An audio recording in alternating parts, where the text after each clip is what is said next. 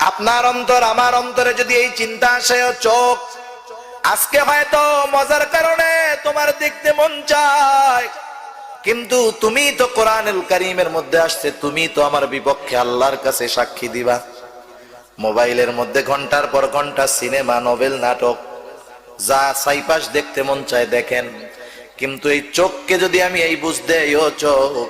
তুমি আজকে দেখতেছো, মজা পাইতেছো, কিছু বলো না, বাধাও দাও না, ক্লান্ত হও না, কিন্তু তুমি তো কিয়ামতের দিন আল্লাহর কাছে আমার পক্ষে বলবা না, বিপক্ষে সাক্ষী দিয়া দিবা। সুতরাং তুমি চোখ দিয়ে গুনাহ করা যাবে না, কান দিয়ে মজার মজার গান, কানকে যদি বুঝ দিতাম, ও কান আজকে তুমি গান শুনো, মজা পাও, বেগানা নারীর কণ্ঠে মজা পাও, কিন্তু আল্লাহ তো কোরআনে জানায় দিছে তুমি আমার বিপক্ষে সাক্ষী দিবা। না না, এটা করা যাবে না। আপনি আমি যদি চিন্তা করতাম হাত দিয়ে গোনার কাজ, পা দিয়ে গোনার কাজ, জিহ্বা দিয়ে গোনার কাজ,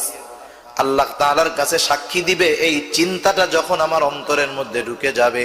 গোনার থেকে সবর করা অর্থাৎ গোনার থেকে বেঁচে থাকা আমার সহজ হয়ে যাবে।